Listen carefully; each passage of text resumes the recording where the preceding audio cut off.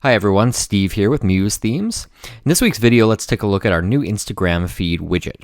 What this widget does is it allows you to embed an Instagram feed in your website. And as you can see in this demo here, if you mouse over an image, you're given this small eye button. And if you click on that, it launches the Instagram image in a lightbox. You can even transition from image to image in kind of a slideshow manner here, and some of these images actually do have captions on the bottom, which you can of course style and change the typography. So it's a really awesome widget. It is responsive, so as we scale the browser down, you can see that the columns are shuffling, and I think everyone's going to really like it. It's also features a custom load more button here that we can apply, so as you can see, as we click load more, it just loads more images from the feed. So let's take a look at how this is made in Muse. So the first thing I'll do is I'm just going to jump onto the Muse Themes website and let's click download on the widget. When we download the widget, we have the option to open it. Let's open it with Adobe Muse. Once we do that, of course, our widget shows up in the library panel. And if we just drag it out onto the canvas, we can take a look at what's inside. So once we drag it out, you can see that there's two components to this widget. There's kind of the Instagram feed, and if you bring out this flyout panel, it says it's the Lightbox options. And then of course below we have the main central gallery, and on that panel it says the Instagram feed thumbnail options. So you need to style these two up to make it work. Now our default settings actually do work, so we just preview this in the browser as it is right after we drop it in. So as you can see, it loads quite nice just by default there, but let's go ahead and style some of the settings. So the first thing we'll do is on the main kind of central widget, we have the ability to use an Instagram feed, and we can use a user or a hashtag. So right now we have the username put in as Adobe, but we can change this to any username. We could use something like Muse Themes, and of course this would load all of the Muse Themes related content. I'm going to preview that just for the sake of having a look at it. Okay, so this is all the Muse Themes examples we have. So let's go back to Muse, and I'm going to change that back to Adobe because they have a great looking Instagram feed.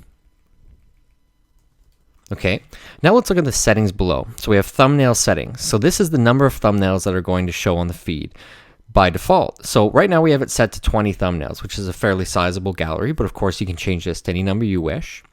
So of course below that we have the thumbnail width and the thumbnail height. That's of course used to control the size of the thumbnails in our gallery. We have the thumbnail overlay color. So if I go back to the browser here and I mouse over these images, you can see that this kind of black transparent overlay comes up. And that's what that overlay color is. So we can change that to any color that might match our brand. So of course you can just click on the color picker drop down here and select any color or enter a hex value in the box.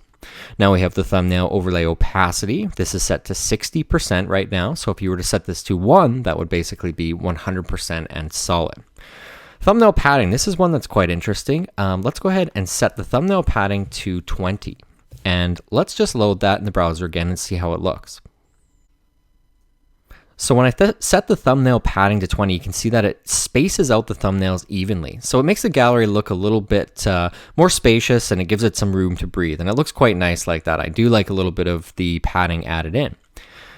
The other options we have below that are for the font family. So keep in mind, this is on the thumbnails themselves. We can change the font family from Arial. Let's go with Montserrat. We can change the size, the color, and let's go ahead and change the font color there. Let's use Muse Themes Orange.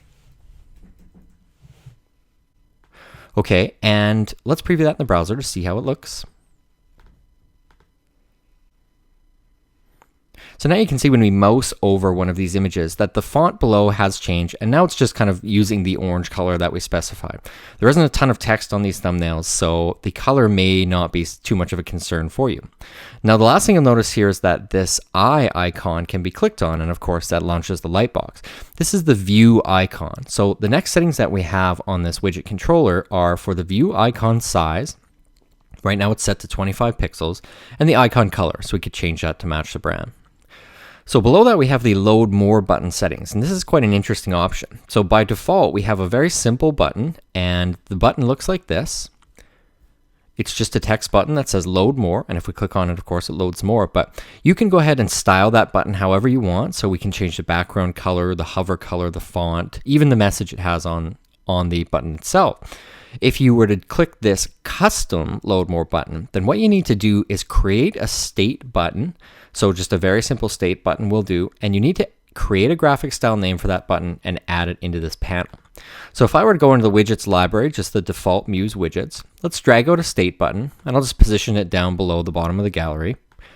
Let's click on graphic styles, and let's create a style based on that button called load, just like that.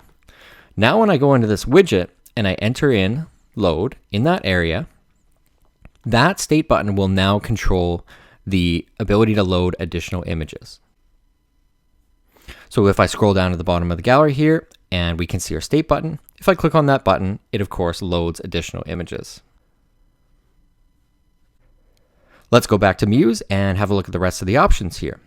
So that about wraps it up for this component of the widget. This is the main gallery component. Now, one last thing I'm going to mention here is we have the widget by default set to 100% width. You can see up here in the top right, we have this full width option selected. You don't need to do that. You can have the widget just spanning a small selection of your site, just like this.